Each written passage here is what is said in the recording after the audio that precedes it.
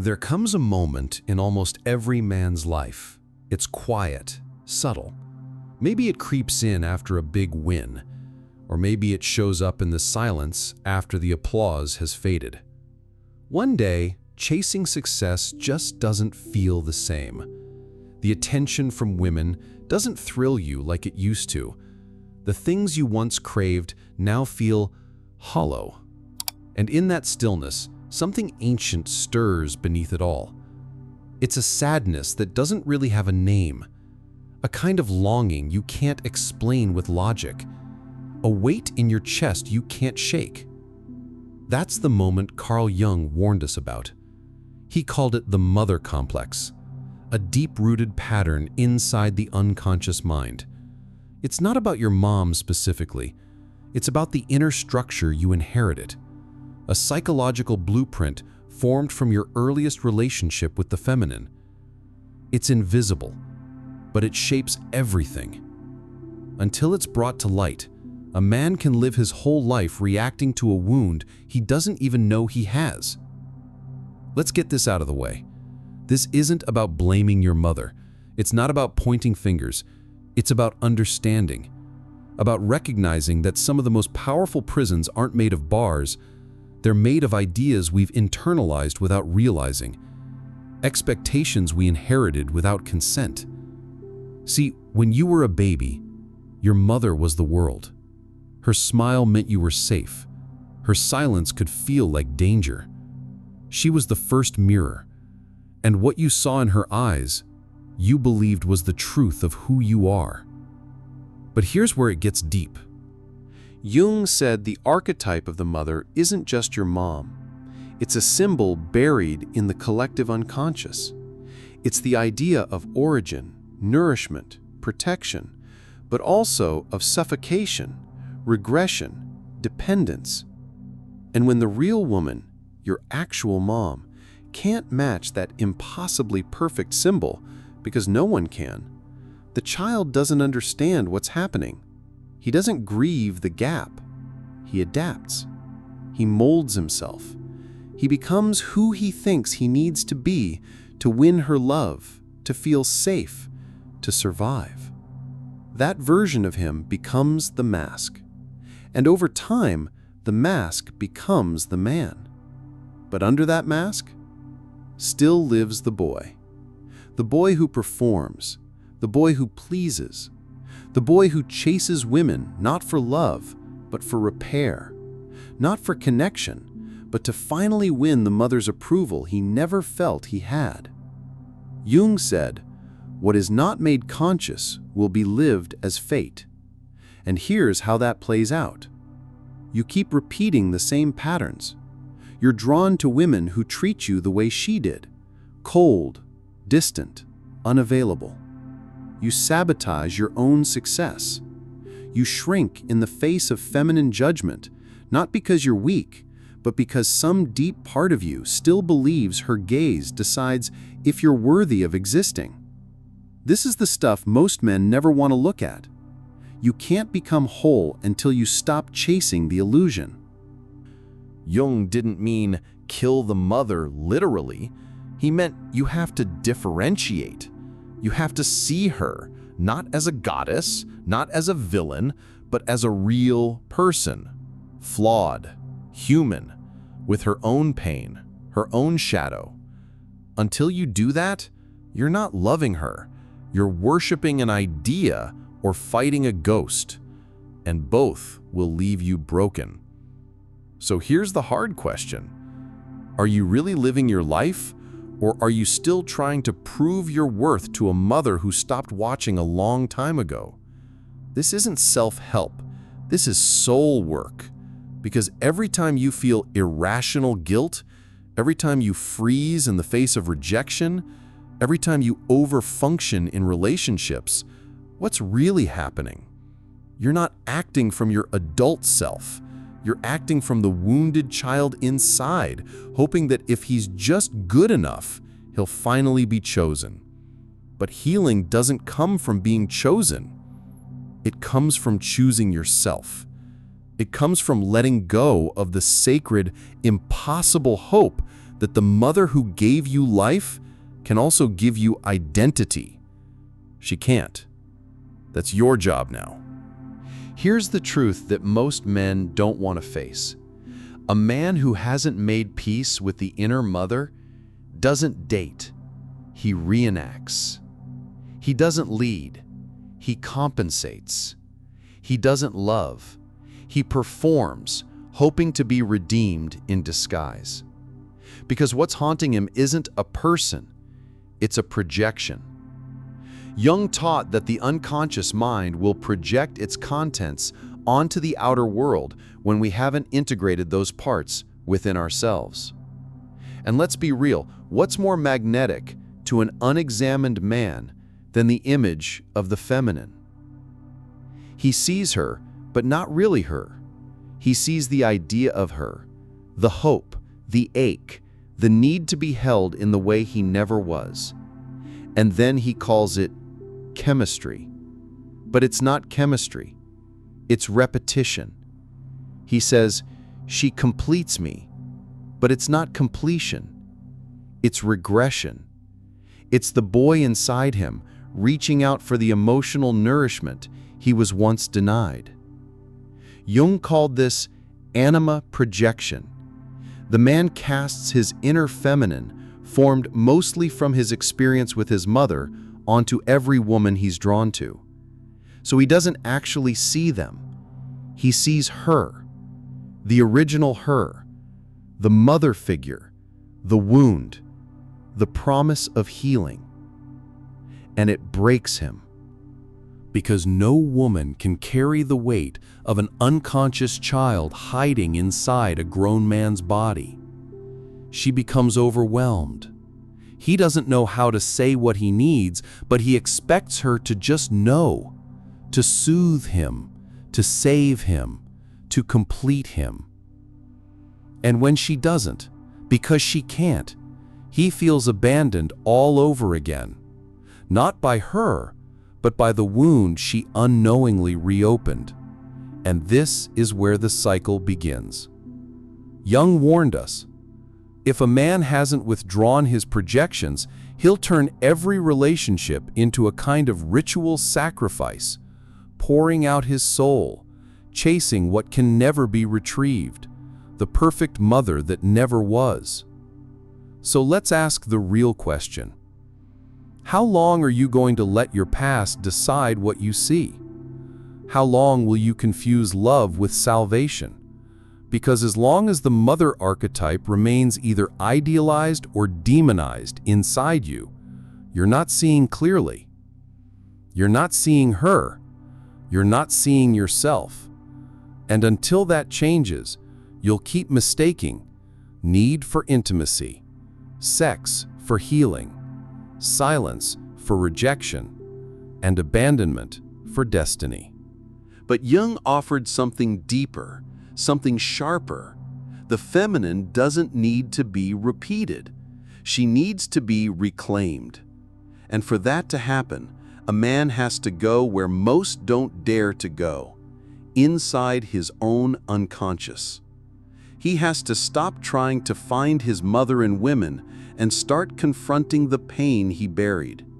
Not to punish his mom, not to blame her, but to retrieve the parts of himself he left behind in that wound. That's what Jung called individuation, the journey of becoming whole. It's not about being perfect. It's about integration, turning unconscious patterns into conscious choices. So what does that look like for you? It means facing the hard truth. Until you deal with this wound, you're going to keep asking the world to mother you. And the world won't. It'll crush you until you become your own protector, until you father yourself, until you let go of the loyalty you still hold toward a pain that never served you. But here's the thing most people don't say. That process, it's not poetic. It's not a highlight reel. It's disorienting. It's brutal. Because the moment you stop looking for your mother in women, you're going to feel alone. Not because you actually are alone, but because for the first time, you're standing in the silence she used to fill. And it's in that silence that something incredible happens. The real man begins to emerge. You think you're stuck because you're lazy. You think you haven't succeeded because you're not disciplined enough.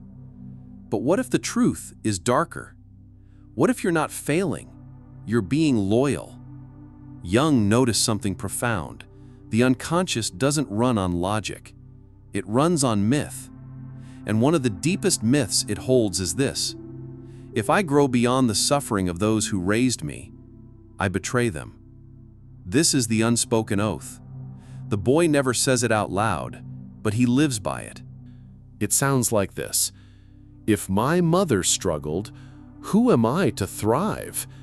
If she lived her whole life feeling unloved, how dare I feel chosen?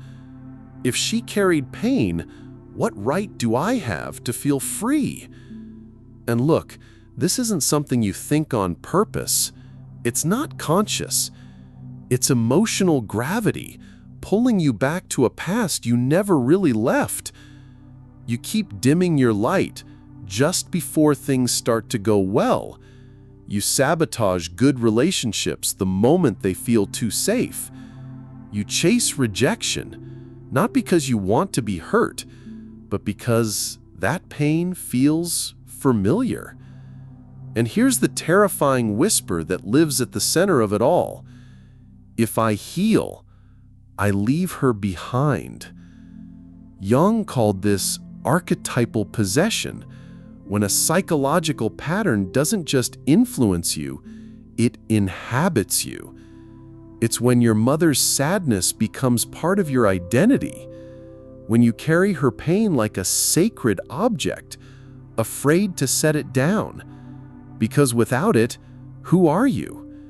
You become her echo, her shadow, her second chance. Not because you chose it, but because, as a son, you loved her the only way you knew how, by hurting with her. But here's the paradox that shatters most men. You cannot honor your mother by suffering alongside her. You can only honor her by growing beyond her pain. That's not betrayal. That's transformation. That's liberation. Because the role of a son isn't to orbit his mother's grief for a lifetime. It's to evolve from it, to carry forward what was unlived, to become the branch that breaks the cycle without tearing out the roots. That's maturity. That's the birth of the adult self, not as a reaction to pain, but as a choice to rise. So if you're still playing small when you're built for more, pushing away love just when it feels safe, shrinking when joy starts to come alive, ask yourself the question most men never think to ask: who am I betraying by being happy? Sit with that, because when the answer comes, and it will, it won't shout. It'll whisper. And in that whisper, you'll find the wound that still owns you. But here's the truth you've been needing to hear, maybe your whole life. Her pain is not your purpose. Yes, she gave you life. But what you do with that life, that's your offering back to her. You're not here to repeat her story. You're here to complete it. Not by carrying her sadness, but by transcending it. So one day, when you look in the mirror, you won't just see her sorrow in your eyes. You'll see your own sovereignty. And let's talk about something nobody really talks about: a certain kind of loneliness that lives inside men. It's not about being single. It's not about not having friends. It's the loneliness that comes from abandoning yourself.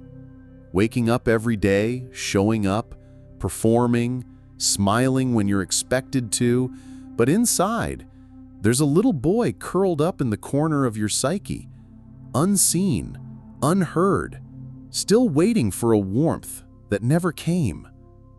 Jung said, "What remains unconscious does not disappear. It lives on as fate." And the fate of the unhealed man? He becomes the very presence he always needed, but never received. Only now, he turns it on himself. He tells himself to toughen up when what he needs is compassion. He pushes through exhaustion when what he needs is rest. He mocks his pain, laughs off his sadness, punishes himself for emotions he'd comfort in someone else. He becomes his own absent nurturer, his own silent judge, his own emotional jailer. This is the final frontier of the mother complex, emotional self-abandonment. Because at this point, it's not even about what she did.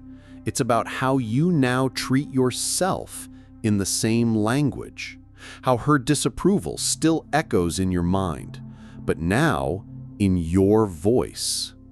Jung called this the inner mother, an archetype. And when she's wounded, she governs your whole psyche, your sense of worth, your safety, your choices, your relationships.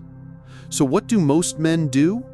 They run, they distract, they bury themselves in work, in women, in noise.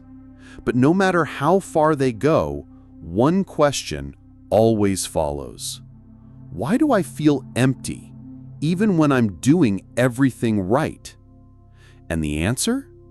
Because somewhere along the way, you left yourself.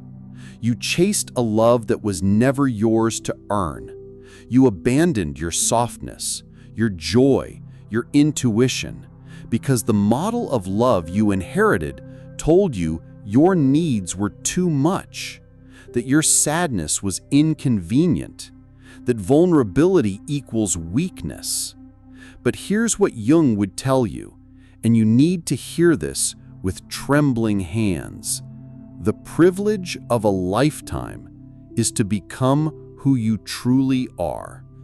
Not who you were told to be, not who she needed you to be, not who you became to feel safe, but who you were before the adaptation. And to find that man, you don't need more strength. You need more compassion. Real, radical compassion. Because when you finally sit with your pain, not to fix it, not to fight it, but just to feel it, that's when the healing begins.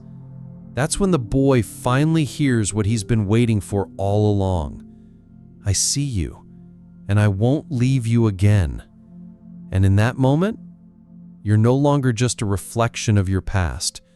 You're no longer begging love to find you.